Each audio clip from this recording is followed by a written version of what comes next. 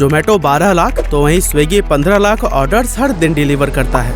लेकिन इसके बावजूद 2021 में जोमेटो को 812 करोड़ रुपए और स्विगी को जोमेटो से भी 2 गुना यानी 1616 करोड़ रुपए का लॉस हुआ। तो आखिर ऐसी क्या वजह है कि हर दिन लाखों ऑर्डर्स डिलीवर करने के बाद भी ये दोनों कंपनियां घाटे में ही जा रही हैं? क्या इससे निकलने का कोई रास्ता भी है या ये दोनों भी और यूनिकॉर्न स्टार्टअप्स की तरह बर्बाद होने के कगार पर हैं? चलिए सब कुछ जानते हैं आज के इस वीडियो में। तो दोस्तों, जोमेटो और स्विगी के लॉसेस और उनकी वजह को समझने के लिए सबसे पहले जानते हैं कि आखिर इन कंपनियों की शुरुआत कैसे हुई। असल में जोमेटो की शुरुआत हुई साल 2008 में, जब जोमेटो के फाउंडर दीपेंद्र गोयल IIT दिल्ली में पढ़ाई कर रहे थे। उस दौरान उन्होंने एक प्रॉब्लम बहुत ज्यादा फेस की, जो थी रेस्टोरेंट से खाना ऑर्डर करना। उन्होंने नोटिस किया कि ये प्रॉब्लम सिर्फ उनकी ही नहीं थी, बल्कि उनके सारे दोस्त भी अपनी पसंद का खाना ऑर्डर करने में प्रॉब्लम फेस कर रहे थे और उन्हें बार बार अलग अलग रेस्टोरेंट को कॉल करके ऑर्डर देना पड़ता था। ये सब देखने के बाद उन्होंने सोचा कि क्यों ना कोई ऐसा प्लेटफॉर्म बनाया जाए जिसकी हेल्प से लोग आसानी से अपनी पसंद का खाना किसी भी रेस्टोरेंट से ऑर्डर कर सके, वो भी बिना किसी फोन कॉल के। और इसी आइडिया के बेसिस पर उन्होंने फूडी बे नाम की अपनी एक वेबसाइट बनाई, जिसे साल 2010 में बदलकर जोमेटो कर दिया गया। अब शुरुआत में इंटरनेट के यूजर्स बहुत ज्यादा नहीं थे, इसीलिए ये वेबसाइट उस समय तक कुछ खास कमाल नहीं दिखा पाई। लेकिन समय बीतने के साथ जब इंटरनेट सस्ता हुआ और इसकी पहुंच बढ़ी, तब लोगों ने ऑनलाइन फूड ऑर्डर करना भी शुरू कर दिया। अब जोमेटो के पास ग्रो करने के लिए भारत की पूरी मार्केट ओपन थी, क्योंकि उस समय तक उनका कोई भी कॉम्पिटिटर इंडिया में मौजूद ही नहीं था। लेकिन जोमेटो के ये अच्छे दिन ज्यादा टाइम तक नहीं रहे, क्योंकि अगस्त 2014 में उनका सबसे बड़ा कॉम्पिटिटर स्विगी मार्केट में आ गया था। अब शुरुआत में तो स्विगी पर भी सिर्फ 25 रेस्टोरेंट ही लिस्टेड थे, लेकिन 2019 आते आते इसने मार्केट में इतनी तेजी से अपने पैर पसारे कि रेस्टोरेंट का ये नंबर 40,000 को क्रॉस कर गया। और बस यहीं से शुरू हुई दोनों के बीच नंबर 1 पोजीशन पर कब्जा करने की लड़ाई। अब ये दोनों कंपनियां नंबर 1 बनने के लिए क्या क्या कर रही हैं, इसे समझने से पहले चलिए हम ये जान लेते हैं कि इनका बिजनेस मॉडल क्या है और ये पैसे कैसे कमाते हैं। तो बेसिकली देखा जाए तो इन दोनों ही कंपनीज का बिजनेस मॉडल लगभग सेम कॉन्सेप्ट पर काम करता है, जिसमें ये 3 मेजर बिजनेस सेगमेंट से पैसे कमाती हैं। पहला है फूड डिलीवरी सर्विस, दूसरा है एडवर्टाइजिंग सर्विस और तीसरा है बिजनेस कंसल्टेंसी सर्विस।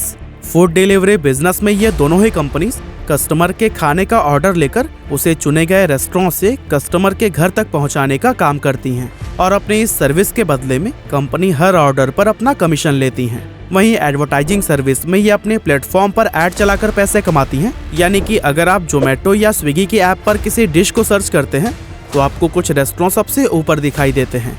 अब उसको नंबर 1, 2 या 3 पर शो करने के लिए या फिर किसी रेस्टोरेंट के ऐड लगाने के लिए जोमेटो या स्विगी उस रेस्टोरेंट से पैसे चार्ज करते हैं। अब बात करें बिजनेस कंसल्टेंसी सर्विस की, तो स्विगी या जोमेटो के पास ये सारी जानकारी मौजूद होती है कि कौन से स्टेट के कौन से हिस्से में कौन सा फूड आइटम लोग सबसे ज्यादा पसंद करते हैं। इस तरह से अगर आप कोई नया रेस्टोरेंट ओपन करके उसे जोमेटो से जोड़ते हैं तो वो आपको बताएंगे कि आपको किस तरह के डिशेज रखनी चाहिए और उनका प्राइस क्या होना चाहिए, ताकि ज्यादा से ज्यादा कस्टमर्स को अपनी तरफ अट्रैक्ट किया जा सके। अब इस तरह ऊपर से देखकर इनका बिजनेस मॉडल काफी कमाल का लगता है और इसी मॉडल पर इन्वेस्टर्स ने भी इन कंपनीज में खूब पैसे इन्वेस्ट किए हैं। अगर हम स्विगी की बात करें तो इसके लॉन्च होने के 1 साल बाद ही यानी 2015 में इन्वेस्टर्स ने इसमें $2 मिलियन की फंडिंग की थी।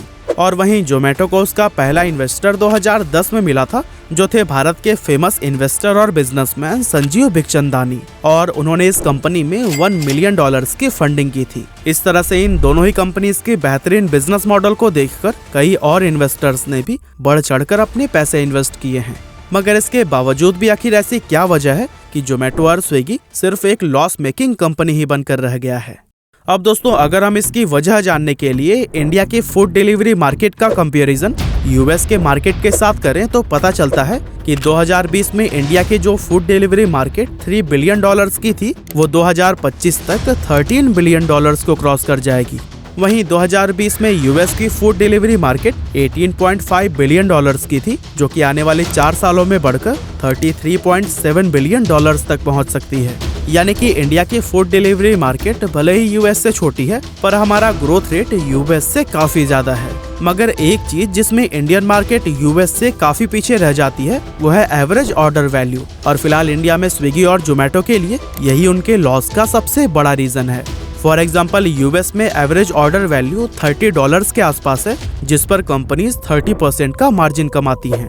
वहीं इंडिया में एवरेज ऑर्डर वैल्यू सिर्फ $5 है, जिस पर कंपनीज बड़ी मुश्किल से मैक्सिमम 20% का मार्जिन अर्न कर पाती हैं। और इसी 20% में कंपनीज को सॉफ्टवेयर, राइडर्स और लॉजिस्टिक जैसे भी खर्चे निकालने पड़ते हैं, जिन्हें निकालने के बाद प्रॉफिट के नाम पर कंपनी के पास कुछ भी नहीं बचता, बल्कि उल्टा कंपनियों को भी खुद अपनी जेब से ही पैसे लगाने पड़ जाते हैं।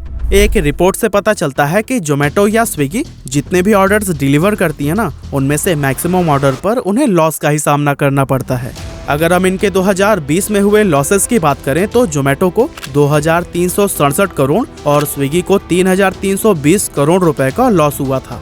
अब 2020 में हुए नुकसान के लिए हम ये एक्सक्यूज दे सकते हैं कि उस साल कोरोना तबाही मचाए हुए था और लोग बाहर का खाना कम्प्लीटली अवॉइड कर रहे थे, जिससे न सिर्फ रेस्टोरेंट को नुकसान हुआ बल्कि फूड डिलीवरी कंपनीज को भी बहुत बुरे दिन देखने पड़े।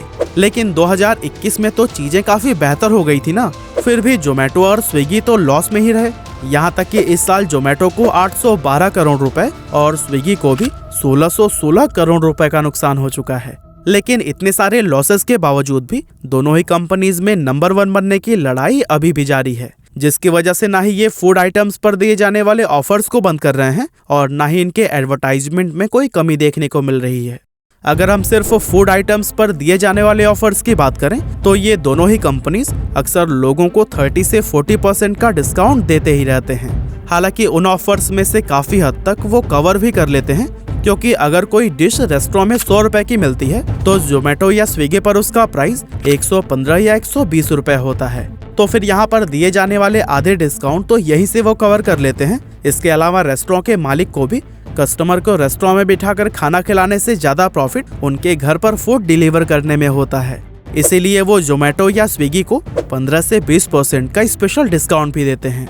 यानी कि मान लीजिए किसी डिश का रेगुलर प्राइस 100 रुपए है तो फिर रेस्टोरेंट जोमेटो या स्विगी को वही सेम डिश 80 से 85 रुपए में देते हैं। इस तरह से ये कंपनीज अपना 30 से 40% तक का डिस्काउंट कुछ हद तक कवर करके नो लॉस नो प्रॉफिट के साथ फूड डिलीवर कर रही हैं। लेकिन लॉजिस्टिक, सॉफ्टवेयर और डिलीवरी पर्सन को दिए जाने वाले पैसे कंपनियों को अपनी जेब से ही देने पड़ते हैं, जिसकी वजह से ये दोनों ही कंपनियां कई सालों से घाटे का बिजनेस कर रही हैं। अब हर साल इन्वेस्टर्स तो यही उम्मीद लगाकर रखते हैं कि नेक्स्ट ईयर से स्विगी या जोमेटो प्रॉफिटेबल हो जाएंगे, लेकिन हर साल उन्हें निराशा ही हाथ लगती है।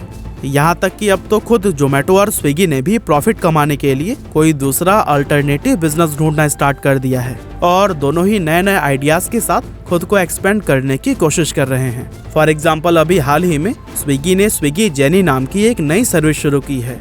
अब ये जेनी करता क्या है कि आप मान लो ऑफिस में कोई जरूरी फाइल ले जाना भूल गए हैं, लंच बॉक्स छूट गया है, फार्मेसी से मेडिसिन या फिर कोई ग्रोसरी आइटम मंगवाना है, तो फिर इन सारी चीजों को कम समय में उनकी लोकेशन पर पहुंचाने का काम स्विगी जेनी करता है।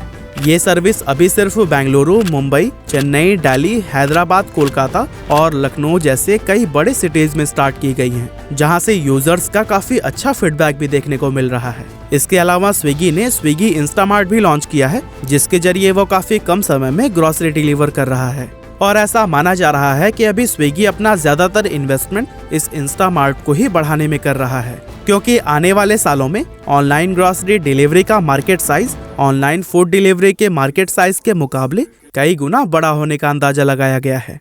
अब अगर हम बात करें कि जोमेटो क्या कर रहा है, तो वो भी अभी जोमेटो इंस्टा सर्विस से 10 मिनट का डिलीवरी ऑप्शन लेकर आया है, जिसके लिए उसने कई सारे डार्क स्टोर भी बनाए हैं। इस स्टोर में पहले से ही कुछ डिशेज बने बनाए तैयार रहते हैं और जब भी कोई ऑर्डर आता है तो खाने को गर्म करके उसे तुरंत डिलीवरी के लिए भेज दिया जाता है। इस तरह जोमेटो सिर्फ 10 मिनट के अंदर ही फूड डिलीवर कर पा रहा है। इसके अलावा जोमेटो के पास काफी सारे रेस्टोरेंट की इंफॉर्मेशन तो है ही, इसीलिए उसने उनकी जरूरतों को समझते हुए उनके साथ फूड डिलीवरी के अलावा एक नया बिजनेस शुरू किया है, जिसका नाम है हाइपर प्योर।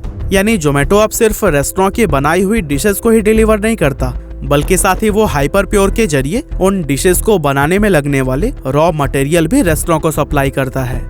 इस सब के अलावा स्विगी की तरह ही जोमेटो भी ऑनलाइन ग्रोसरी मार्केट में अपने पैर जमा रहा है, जहां इस बिजनेस के लिए उसने ब्लिंकिट को एक्वायर किया है।